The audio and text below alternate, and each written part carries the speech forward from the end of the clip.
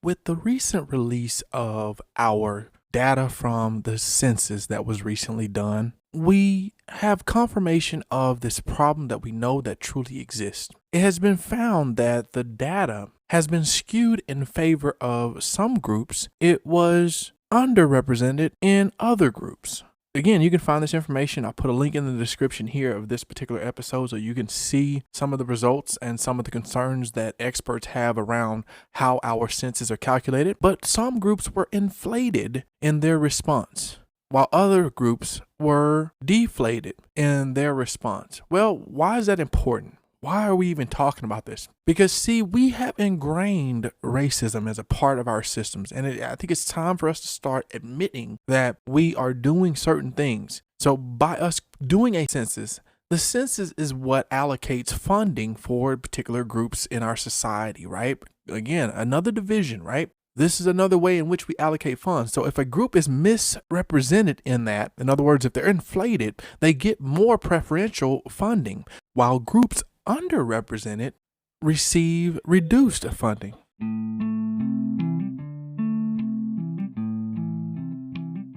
Welcome to the Modern Day Slave podcast. See, the new slavery in these days is mind control. If you control the mind, you can control the people. This podcast is dedicated to the re-education and awareness of our modern influences through the examination of current and historical circumstances that have led to conditions that we now live. Welcome to your freedom. So this is confirmation of the problem that I just discussed to you, and we've been discussing in the previous 4 episodes as we continue to bring you the journey that took place with my 10-year-old son around this thing called racism. So in the census, just in case you didn't know and you were not aware, the Latino population, the African American population, as well as the Native population were all undercounted. And it stated that the white and Asian population in the United States were overcounted. Well, why does that matter? That plays directly into exactly what we just talked about, the funding that's allocated to these groups. When you create these types of divisions and these types of things that become a part of how we operate as a people, as opposed to us operating under the principle of equality, freedom, and justice for all, you create a system that then brings about separation. So you're separating certain groups and giving them privileges while you are oppressing other groups. That is what is created by all of this thing that we call a census. It allows for you to allocate funds, supposedly, governmental funds. So it confirms what we already know around this thing called racism. So as we bring you this episode, we want you to see what our thoughts were when we wrote the letter to the school. Before we dive in, I wanted to give a reminder that we are going to be switching our platforms over to Patreon. That's patreon.com/NIKIA17, Nikia 17. So you'll find us there. And I also want to get a quick plug and a shout out to An Overstanding Word. We just completed season 2. So if you haven't already checked out and listened to An Overstanding Word podcast, the link is in the description. You can find it on all of your major platforms. Just search for An Overstanding Word. That's ANOVER-standing, STANDING, word, WORD. You'll find it there. And we also want to remind you that we do have the fundraiser up and going. We've been able to help out a few families as well worldwide during this thing. And go ahead, check out the video. The video is there on GoFundMe. All you have to do is search on GoFundMe for Present God. That's gofundme.com/Present God. Again, the links are all in the description of this episode as we get ready to dive into the reading of the letter that we sent over to the school district after this report of our son bullying, when the reality was that he was the victim of racism. To the Chandler Unified School District 80 Board. On November 5th, 2021, shortly after 10 a.m. Mountain Standard Time, I overheard my 10-year-old son, Eli, in his room next to my office telling another student that he was not going to add him back to their group chat because he, the other student, made racist remarks. I had just finished the first half of my workday when I overheard these comments. I immediately grabbed my phone and walked over to his door. This is when I took it upon myself to document our conversation, not knowing what had or was going to transpire. Upon entering his room, I observed my son sitting in his chair at his computer with all the other students from his class. I asked him to keep talking about what he was just saying to the students, which can be overheard in the audio recording. Now, if you've listened to, the previous episodes of this journey, part 1, you will hear the audio recording that I am referring to here in the letter.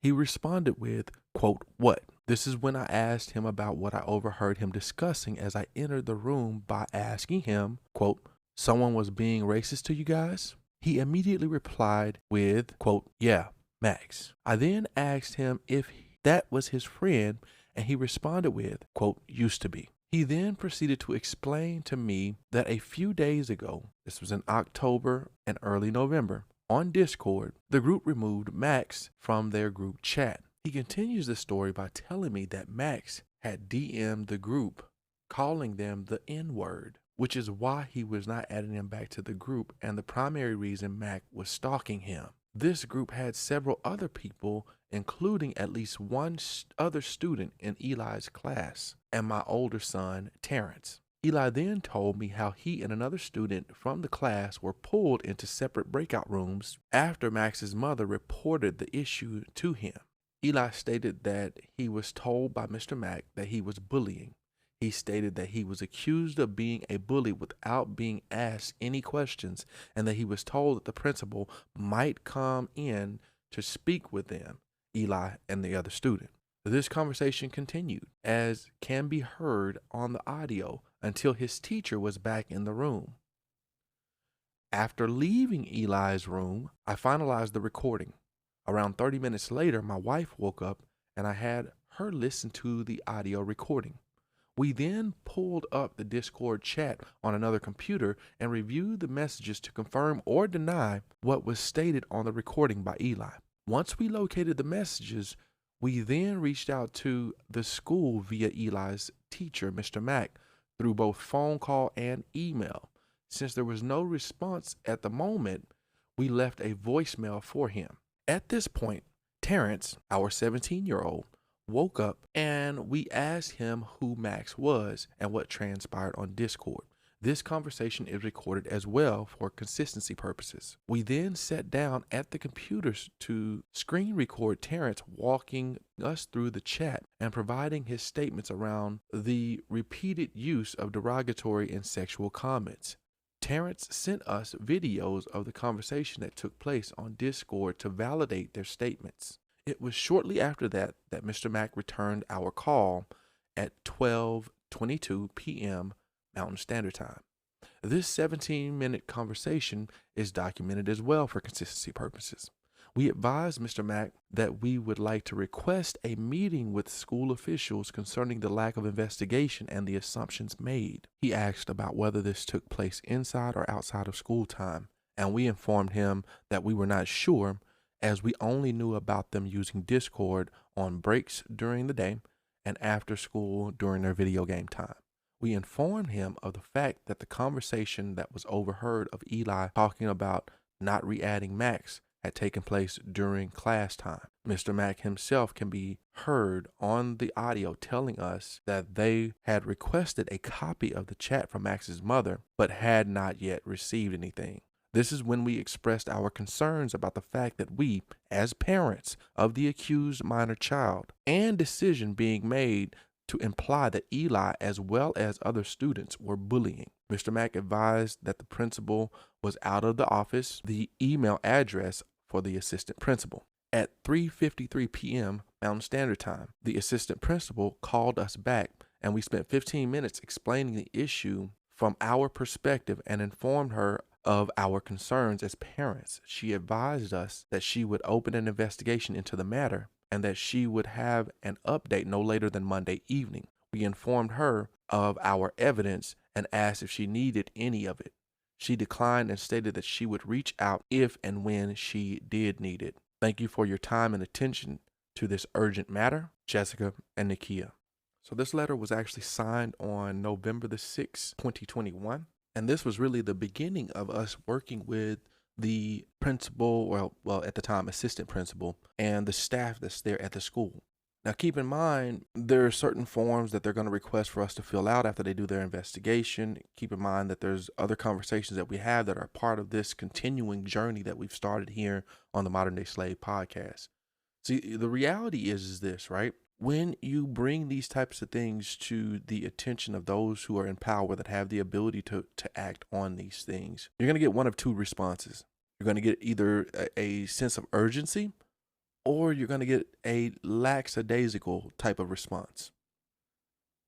As we bring you the next episode, you'll clearly see where the thoughts and minds and opinions of those who are the officials, where they are. Thank you for listening here to another episode. On your way up, take me up. On your way down, I won't let you down.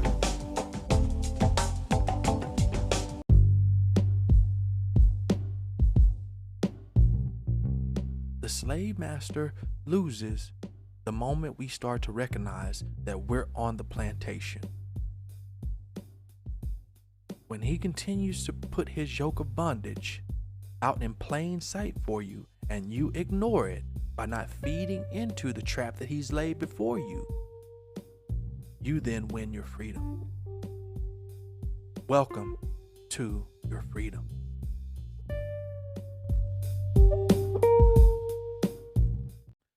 Thank you for tuning in to another episode of the Modern Day Slave podcast, where we expose the stumbling block that was placed by the slave master in order to keep the modern day slave under their yoke of bondage. You have just been freed. Welcome to your freedom.